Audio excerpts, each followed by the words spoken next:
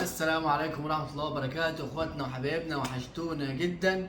فيديو جديد فيه اهم واخر اخبار النادي الاهلي واخبار المصابين واخبار الفرقة. اول حاجة في بداية الفيديو ادعوا بالرحمة لوالد قائدنا وكابتن النادي الاهلي، والد الكابتن محمد الشناوي الذي توافته المنية امبارح في عصر حادث سير أليم على طريق الواحات. ندعو له بالرحمة ان شاء الله، وندعو لاهله بالصبر والسلوان.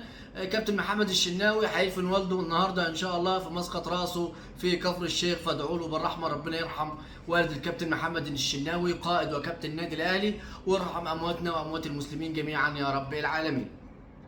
دي كانت اول حاجه. تاني حاجه النهارده معانا اخبار المصابين، اللي للاسف في لغط كبير جدا على اخبار المصابين بشكل ملحوظ. يعني محمد بن رمضان كان عنده ارهاق، بس الحمد لله النهارده امبارح شارك في التدريبات الرئيسيه كامله. ياسين مرعي للاسف الشديد، ياسين من الناس اللي حظها مش كويس، او هو قدر الله ما شاء فعل، الحمد لله على كل حال. يعني ياسين كان المفروض من احسن مدافعين الدوري في الجولتين اللي فاتوا، وكان المفترض ان الكابتن حسام حسن حاطط عينه على ياسين مرعي انه يكون الانضمام الاول للفراعنه في التوقف الدولي اللي جاي ان شاء الله.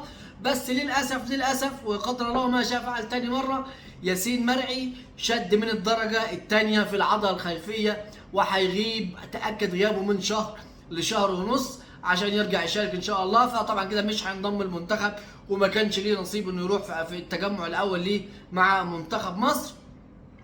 محمد شكري الباك الشمال، وازمه الباك الشمال اللي بقالنا فيها سنين في النادي الاهلي ما اتحلتش، الموضوع صعب جدا. يعني محمد شكري برضه كمان عفوا، يعني مش عارفين هو مش 100% مش هيلعب مباراه المحله، بنسبة تتراوح بين 60 ل 70%. كمان مش هيلحق مباراة بيراميدز، في شكوك كبيرة جدا انه يلحق مباراة بيراميدز ولا لا. محمد شكري كمان عنده شد بس في العضلة الأمامية من الدرجة الثانية.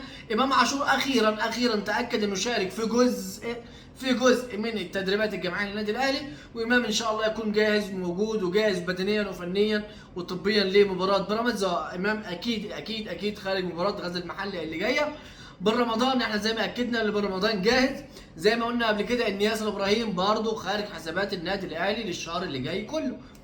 يعني انا الاصابات العضليه دي عليها علامات استفهام، واحنا في بدايه الموسم، من مدرب احمال وده على راس القايمه، لجهاز طبي لجهاز فني. احنا يا جماعه لعبنا مباراتين في الدوري، اجهاد بقى وشد في اماميه وشد في خلفيه، وياسر ابراهيم وياسين مرعي ومحمد شكري، وهنرجع بقى ايه نعمل حكايه كده في التشكيله ونتكلم في التشكيله انه طبعا الباك الشمال مش موجود والمساك مش موجود. هات يا عم بيكهام اللي ما بيلعبش لعبه مكان ياسين مرعي. طب اللي كان بيلعب جنب ياسين مرعي ياسر ابراهيم ده كمان مصاب، تخيلنا قلبين الدفاع بتاعنا مصابين. هات يا عم اشرف داري حطه جنب بيكهام، اول مباراه في المحله، مباراه صعبه الدنيا، يعني حاجه كده من العك اللي بيحصل والاصابات انا مش شايف لها مبرر في بدايه الموسم.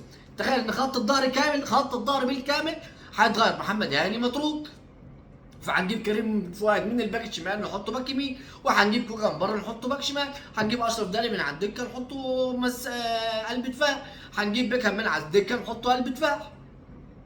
المبشرات كده في بدايه الموسم بالنسبه لمدرب الاحمال وللجهاز الفني وللحمل البدني على اللعيبه عليها لغط وعليها اكتر من علامه استفهام. لازم الناس في النادي الاهلي تشوف فين المشكله في الموضوع ده.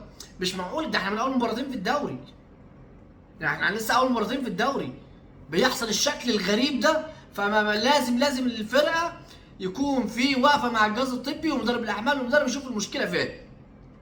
قفشه وعمر كمال طالبين ان هم يقعدوا مع الراجل، لان هم تقريبا كده من رؤيتهم ان هم خارج الخطه بتاعت الجهاز الفني الفتره الجايه. ريبيرو مش يعني مش مقتنع بيهم، او هم ادائهم في التمرين مش احسن حاجه.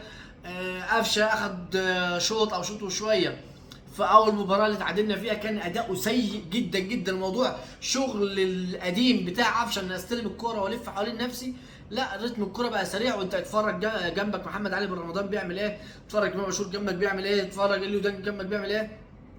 عمر كمال انا من زمان جدا عندي تحفظات على عمر كمال من هنا للسنه الجايه. عمر كمال انا شايفه ضعيف فنيا لا على المستوى الدفاعي ولا على المستوى الهجومي. انا بشوف عمر كمال لا يصلح للنادي الاهلي دلوقتي وقبل كده وبعدين والسنه الجايه. انا مش شايف عمر كمال من الناس اللي تصلح لان تكون موجوده في النادي الاهلي. المباراه الجايه مع المحله، المباراه الجايه الصعبه، خط الظهر والباكات كلهم متغيرين، الجهاز الفني لازم يشتغل، لازم نشوف تماسك اكتر من كده، تريزيجيه يفوق شويه، جردشار ياخد، محمد شريف ياخد، الناس هتلعب في نص ملعب نلعب بيليو ديانج، ما نقعدش نالف لان امام مش جاهز ومروان مش جاهز، كمان مروان عطيه يعني انا مش عارف ايه كميه الاصابات واحنا في اول الموسم دي، حاجه كده ترفع الضغط وتعالي يعني ترفع الضغط وتنزله مع بعض ازاي ما تفهمش. الحاجه الاخيره اللي اتفاجئنا بيها صاحب ارض 6 اكتوبر من نادي الزمالك.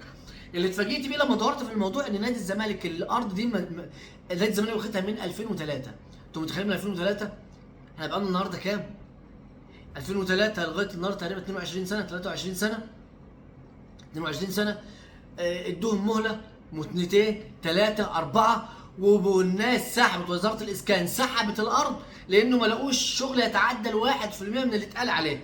بعض الناس احنا مش عايزين نجزم بالكلام ده كله او مش عايزين يعني نلقي على الناس اتهامات مش موجوده، بس الناس قالت لك ان الارض اتباعت لرجل اعمال وهيتعمل عليها كومباوند، وان الارض سعرها لمؤسسه رياضيه شيء، وسعرها ان تكون بتتباع يعني لمستثمر شيء تاني، والكلام ان الارض اتباعت من نادي الزمالك، والكلام ان الارض اتاجرت، والكلام ان الارض اتسحبت، والدنيا قايمه مش قاعده. كل المشاكل دي انا ما عنديش مشكله فيها، دي حاجه تخص نادي الزمالك واحنا ما بنتكلمش فيها. الحاجه الغريبه ان كابتن جمال عبد الحميد طالع بيقول لك انتوا عايزين من الزمالك ايه؟ يا كابتن جمال دي بقى لها 22 سنه معاك. انت ما اشتغلتش 1% من اللي انت قدمته اللي انت هتعمله. عايزين من الزمالك ايه؟ يا جماعه انتوا ازاي جمال عبد الحميد ده كان في مجلس اداره نادي الزمالك؟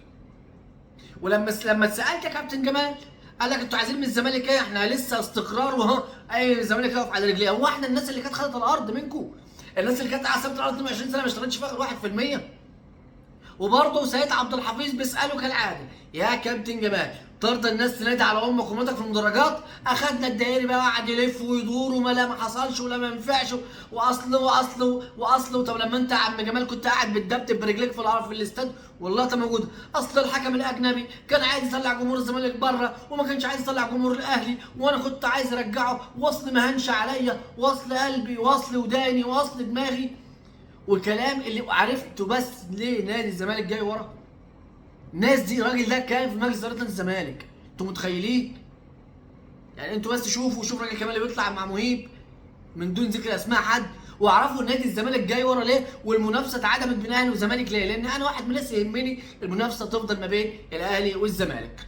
لان دول قطبين واكبر قطبين الكره المصريه في مصر، الزمالك موجود بجماهيره بلاعيبته بتاريخه هيفضل موجود غصب عن اي حد، بس شوفوا العينات اللي كانت موجوده في مجلس اداره نادي الزمالك وصلت النادي ازاي ولغايه النهارده بتتكلم ازاي. اخواتنا وحبايبنا دي كانت اخر اخبارنا الموجوده معانا في فيديو النهارده، ادعمونا بلايك وشير عشان الفيديو يوصل لاكبر عدد من الناس، والسلام عليكم. سلام.